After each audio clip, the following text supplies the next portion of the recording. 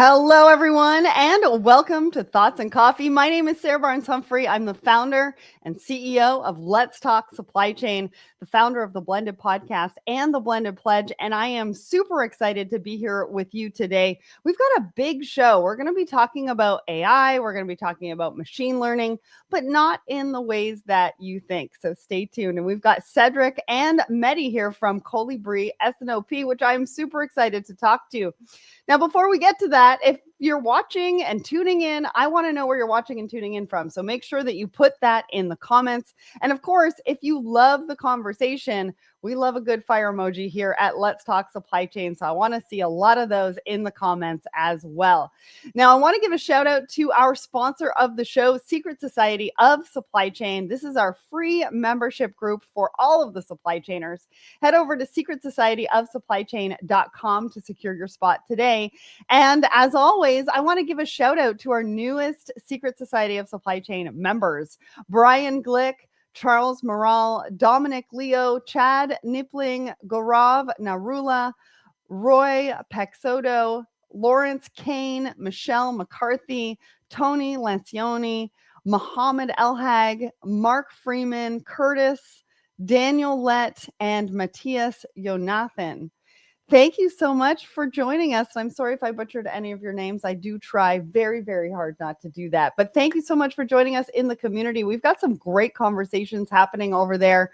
We've got some guest spots that we've been giving away in the membership group. We also have, what else do we have? Oh, we've been giving away tickets to Home Delivery World as well. So super excited about that. All right, let's talk about what is happening. And if you want the link and you want to join Secret Society of Supply Chain, we have put that link in the comments for you. All right, let's get to what's happening at Let's Talk Supply Chain. Now, you might be wondering if this is our website because it looks a little bit different. We have just recently launched the AI Interactive Podcast Experience, which is powered by Google Gemini. And as you can see, you can interact with our episodes in a whole new way. And so we've got a brand new episode. It's episode 537 with Chris Hamley from the Breckham Group. Now, they have a live show with us once a month, and they talk about supply chains that don't suck and how you can avoid that. But in this particular episode, we also talked about how to ask better questions to drive project success. So go and check that out wherever you listen and watch the show. It's episode 537. And then we've got episode 536 that also came out last week, and that's with Forkites. Now we're talking about preventing supply disruptions and protecting revenue. And Stephen, who has been on the show before, joined us again to talk about his experience, what that means for you, and how you can plan around that. So go and check that out wherever you listen and watch the show. And then, of course, we've got some upcoming events, which I will talk about that one in just a minute. But where are you going to find us in person? Well, we're going to be at Modex. We're actually recording podcasts on site in our client's booth, which is going to be super exciting. If you see us, make sure to say hi. April 13th through 16th. We're also hosting a Secret Society of Supply Chain event on Monday night. Then I'm going to be in New Orleans for Break Bulk and Project Cargo with Journal of Commerce. And that's going to be fun. I'm going to be hosting Break Bulk TV for them. And then April 29th, I'm going to be at the Operations and Business Leadership Gala, and we're going to be celebrating the National Supply Chain Day. Now, hopefully you can join us. The link should be in the comments for you, so you can go grab tickets for that. It's going to be a really, really fun night. And then we are also going to be at the Gartner Supply Chain Symposium. Now, that's happening May 4th through 6th in Orlando, and hopefully we'll see you there. Alicia from my team is going to be there, so make sure that you go and say hi. And then we'll be at Home Delivery World. We're also going to be recording podcasts on site at Home Delivery World. I'm also going to be on stage for one of the keynote panel sessions. As always, I've done that every year for the last 4 years, and I love working with Home Delivery World. So go and check that out. All right, I think that's pretty much it, and it's time to bring up our guests for today. And I was right on time. Good morning, good afternoon, Mehdi and Cédric. Thank you so much for joining me today.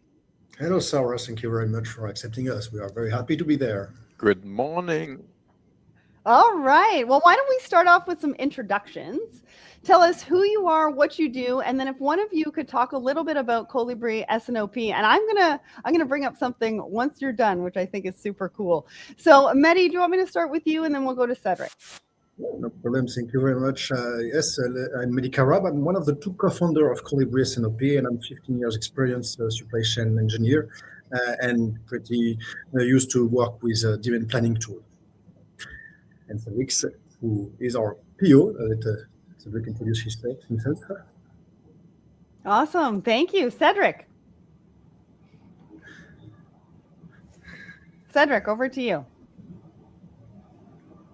All right. I think he might be frozen. So I think we might have some challenges. Once he's back. Cédric, are you back? Good morning, everybody. I'm Cédric. I'm in charge of. Yes, I think I am. Good. Can you hear me? Yes, we can. So tell us who you are and what you do. Can you hear me? Yes. Okay. If you can hear me, I'm Cédric. I'm in charge of the product roadmap at Colibri, having a couple of years of experience, let's say, in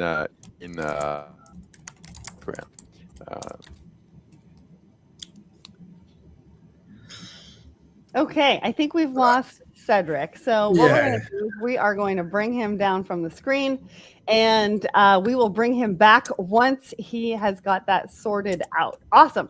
So Mehdi, let's continue the conversation. I know that you've been on the show before, but one of the tidbits that you shared with me before we started was the messaging behind the name. So Colibri SNOP, Colibri, I think you said in French, actually means hummingbird. Yeah, definitely. So you're correct. We co-founded a solution that is related to SNOP process. His name is Colibri for quick and fast. And we are a service provider of a solution providing the full scope of what we can expect from an SNOP solution, from demand planning to supply planning up to operation planning scenario. And I think we've got Cédric back. Hi, Cédric. Yeah. Hi, good morning. I've been kicked out of the meeting. I don't know what.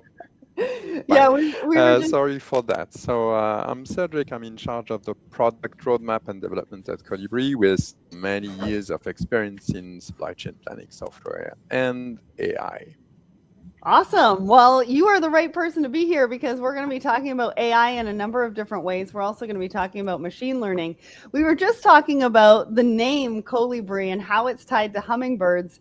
And I thought that was an interesting choice. But when we spoke about it earlier, you actually mentioned that you chose it because it's quick and agile. And I think that is really important for our discussion today. Now, before we get into the poll and the market update, I want to give a shout out over to Saj and all of our viewers over on the Let's Talk Supply Chain Instagram. We're super excited that you're here. Stay engaged. Send us any questions or comments that you have. And we want to know where you're tuning in from as well. And remember those fire emojis. We love a good fire emoji here. All right, let's talk about the poll. So we ask everybody a question every single Wednesday morning. And the question that we asked you last week was, when evaluating AI for supply chain, what's your top priority? Then we had almost 50 votes on this one. 70% said performance, 15% said cost, 13% said sovereignty, and 2% said energy impact. Mehdi, what did you think about these results? Did they surprise you at all? And what would you have liked to have seen from the shift? To be honest, Sarah, the first answer is not so surprising, but the last one is a little bit, let's say. So performance, I think we can all agree that you are expecting when you are using a tool to have the most power and the most success. But I'm a little bit sad about the energy impact, but that's still interesting. Yeah.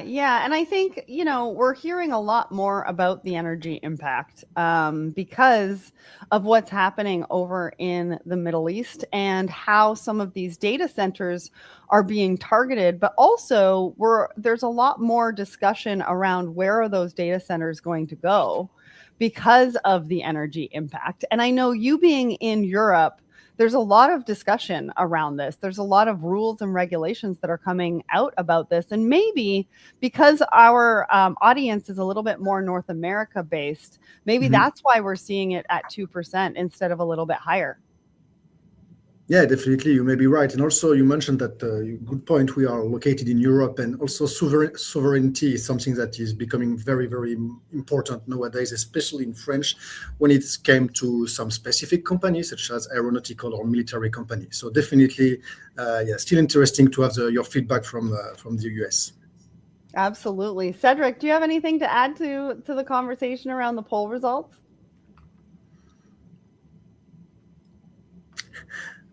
I think Cédric has some issue with the link. All right. We're going to keep going. So, really appreciate everybody for being part of that poll and showcasing where we actually are with AI. And actually, our first article is going to talk a little bit more about that. So, Mehdi, now's the time of the show where we give a bit of a market update. You're talking to a lot of customers, you're getting a lot of feedback from customers. Where is everybody today? What's the sentiment out there, especially in Europe? Now, a lot of people know this because I have been talking about it, but we're launching Let's Talk Supply Chain Europe in September.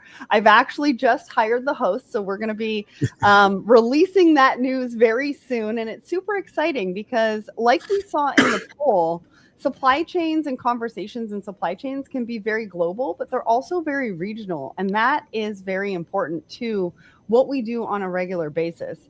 So talk to me about the market update. What's the sentiment? What's everybody thinking about over in Europe?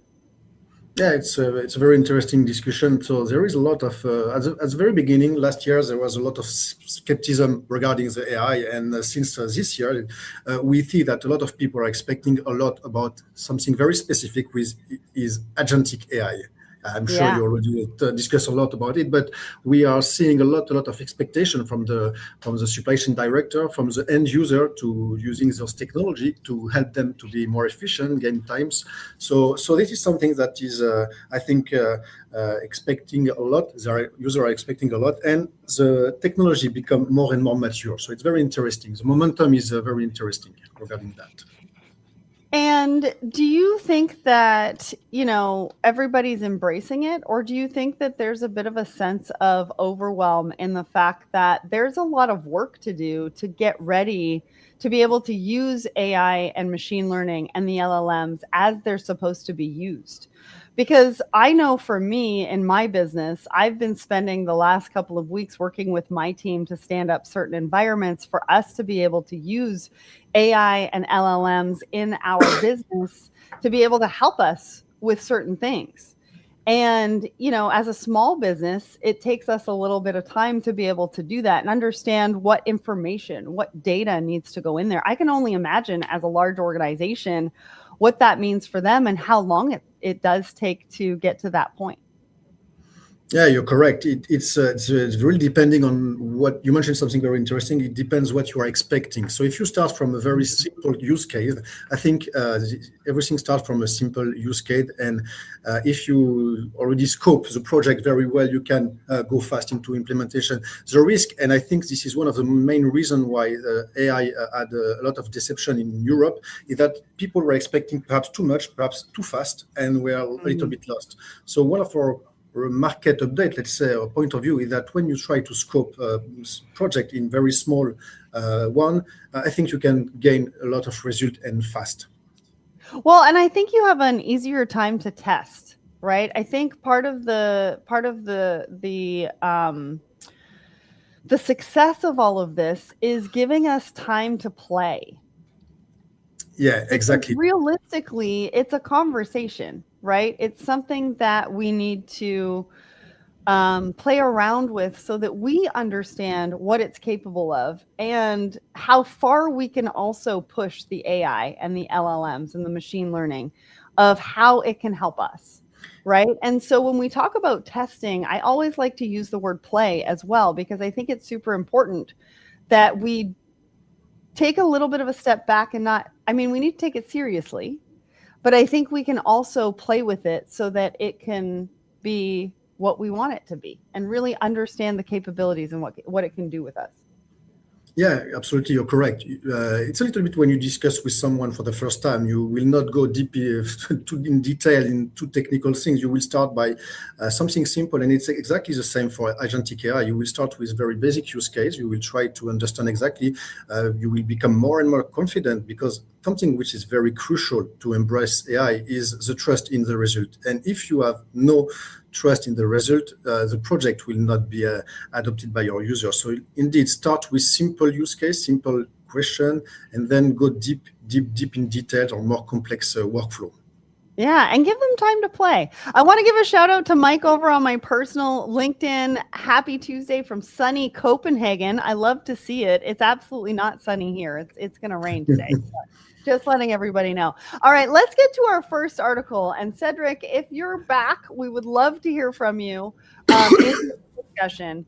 So this article is from Forbes, and it's talk about how AI is reshaping the entire supply chain. Now, it's talking about how AI is helping supply chain become more streamlined. I have some questions about that because it talks about all the areas of supply chain, and I'm just not entirely sure we're there yet. Streamlined in this particular sense means proactive, and the supply chains are running on data driven decisions. Well, a conversation that I had about a week ago said that the decisions aren't actually keeping pace with technology and innovation. So I'm not entirely sure where the disconnect is between the conversations that are happening within the industry. Mehdi, what did you think of this article? What stood out for you? For me, I think it was very interesting, but as you said, it was a very overall about all the supply chain. So I think that it's a very range, very large topics, and I think we can definitely be very efficient if we cut the supply chain into different pieces. But I will be interesting if Cédric have another point of view. I don't know if he can hear us. No, I think he. Yep. I don't know if you hear me. Yeah, I'm back. Obviously, there's something wrong in my connection, but I'm sorry for that. Probably on my side. There is a point interesting in this article. It presents things like if they were new, and it will probably do the link with the second article. But some of the things that are mentioned here exists for a while, let's say. So we've seen with machine learning huge progress in demand forecasting. That's true, but from the user point of view, it's just an improvement of what was existing before. So it's not a drastic change for people using planning software like we do. They were used to have some forecast proposal from the system, which was more or less good, and it's getting better and better. There's no revolution here. It's an improvement. It's like if you said with Google Maps is no revolution. You've been using Google Maps for 20 years now. It's getting better thanks to many progress, but that's not a huge change in this case for many of the things that are mentioned here. And then there are other things that are interesting, like talking about risk assessment for the suppliers, and this could be a game changer as it's far easier using LLMs, especially as using them as like said, as super search engine, to get information or to find correlation, and do some analysis. You're wondering why something is going wrong. You are not aware of everything in the world. The system can help you find information, correlation. You are seeing an increase of sales because of, I don't know, some other things. But for many things like improving the demand forecast and adjusting the production scheduling based on that, it exists for years, and it's improving. So I'm aligned on the fact that AI brings a lot of things, and I'm talking about AI, not especially machine learning, because most of the time For example, the production schedule is done with some AI engine, but not necessarily machine learning. But for many cases, there's no disruption here. For people using the kind of software we do, it's just improvement. The system is performing better and better. We are capable now, for example, to help people forecast new product volumes, sales volume, which was not possible 20 years ago or 10 years ago. We are going forward, doing more things on all sides of everything, not necessarily because of machine learning, but because of AI, generally speaking, and the improvement of all the things we use. Yeah. And I think you make a good point, because I feel like sometimes we're mashing all of the terms together. AI, machine learning, LLMs, and they are very different things. You've got agentic AI and that. But I go back to the poll and I think about the poll results, and 70% said when they're evaluating AI, they're evaluating it for performance. Now, this article didn't talk about performance. It did talk about what AI could help us do in optimizing inventory levels, managing the risks, like Cédric said, changes in buying behavior, which we wouldn't necessarily have access to, especially if you're a small business, predictive maintenance as well on any sort of type of machinery and things like that that you're using, which I think is all interesting. So highly recommend you go and check out that article. But as Cédric said, our second article really weaves into this very nicely. And so I want to bring that one up. But first, I want to give a shout out to Ahmed over on my personal LinkedIn. Thanks for joining us today. So this article is really from Colibri SNOP. And if you want more information about Colibri today, make sure to click that QR code. We're also going to mention the podcast episode that we did just a little while ago with them as well, episode 534. You can learn more about who they are and what they do through those two things. Now, this particular article, it weaves in very nicely because as Cédric was talking about, there's AI, but there's also machine learning, and they can sometimes be intertwined, or the terms can be used intertwined. And one of the things that I liked about this article is that you actually provide a history, and that machine learning, especially in forecasting, has been around since 1960, which I had absolutely no idea, and it's extremely fascinating. But also you address whether machine learning in forecasting algorithms is actually marketing hype or real value. Now, I want to talk to you about that. How do we differentiate the difference between marketing hype and actually real added value to what we're doing with machine learning? Cédric, do you want to start? Yep, let's do that. How to differentiate figures? That's a key thing. Did you reduce your stock? Yes, no. By how much? How? That's really a key thing. And it brings the confusion in the wordings. AI basically has a very wide definition. So you could call AI a lot of things, including operational research, whatever. And there's a lot of progress in those areas, but it's not as bankable as it was, if I might say.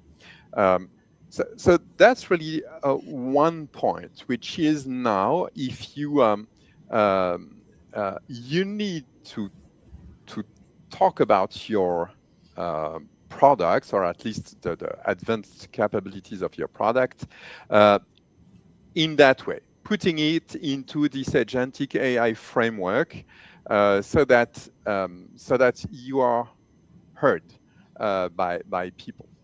So that's kind of thing. And we wanted, Mehdi and I, to put the history of machine learning in front of it, just for people to realize we didn't start that journey yesterday.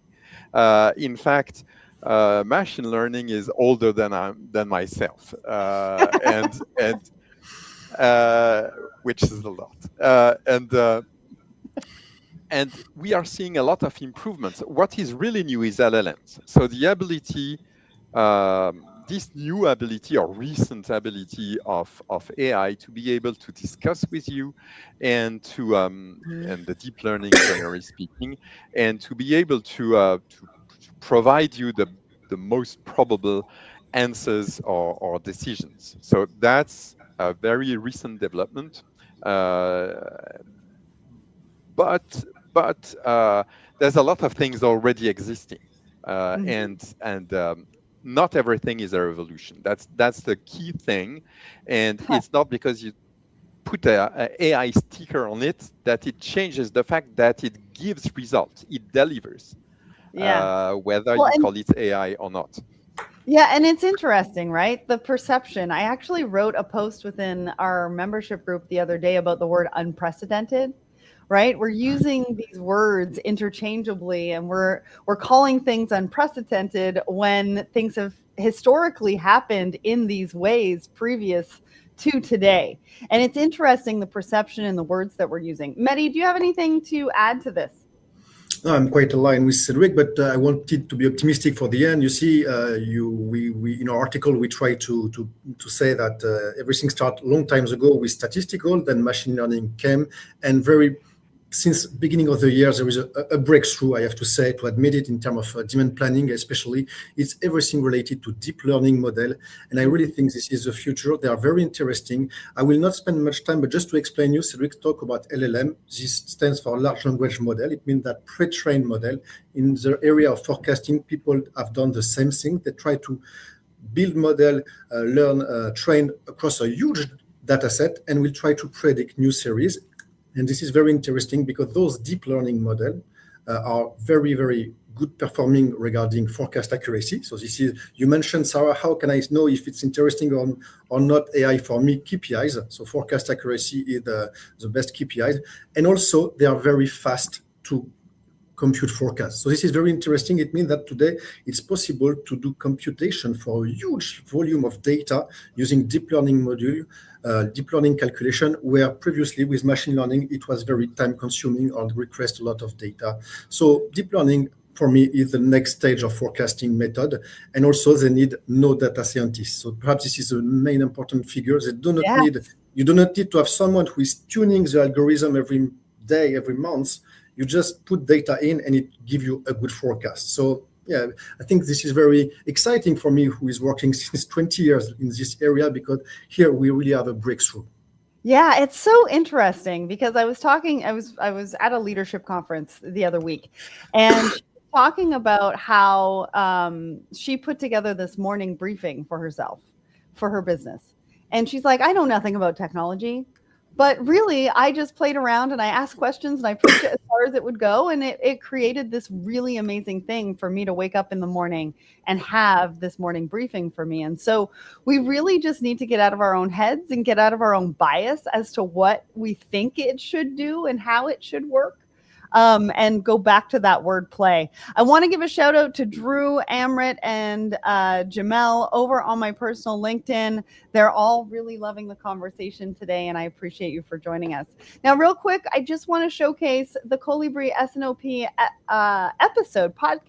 podcast episode 534, wherever you listen and watch the show. Go and check that out. We've got Alexia in the audience today, and she did a really great job of talking about who they are and what they do and how they can help you. So go and check that out. And then last but not least, we've got about a minute and a half left. And I just want to touch on this particular article very, very quickly because it affects all of us. Now, we've been talking about AI, we've been talking about LLMs, we've been talking about machine learning, and we all have passwords. It's part of our day-to-day. We have to use it for different partners and platforms and everything that we're using on a daily basis. One of the things, and the reason why I wanted to bring this up, is because if we are generating passwords through password tools, or we're going to LLMs to help generate our passwords, they are actually quite vulnerable, and LLMs have a very distinct pattern as to how they give you passwords. Any last thoughts on this? We've only got about 45 seconds. Mehdi, what did you think about this one? Yeah, exactly. You mentioned everything. LLM are pre-trained to do something. So if you use LLM to generate your password, it's very likely that it will generate already existing password. So LLM is not the tools for everything, and use LLM for specific tasks and LLM not for other ones. Love that. Cédric, any parting words before we go? Oh, I would have said exactly the same as Mehdi. LLMs are not good for everything. They are very specialized products, but AI is wider than that. And using AI could be a good idea, but no LLMs for password So generation. pick and password. choose. For There's password. balance, people. Pick and choose how you want to Choose use your LLM, weapon. AI, and machine learning. Exactly. All right. Well, that's all the time we have for today. Remember to click the QR code to get more information about Colibri, SNOP, and what they're doing. One of the things that they mentioned in their article that I didn't mention is that they are a partner that keeps pace with your business, but also innovation, which I think is an extremely important trait when you're looking for partners to work with you on your AI and machine learning journey. Thank you so much to everybody who weighed in, who gave us some comments, some fire emojis, and I will be back next week, and I can't wait for that. Mehdi, Cédric, thank you so much for joining me on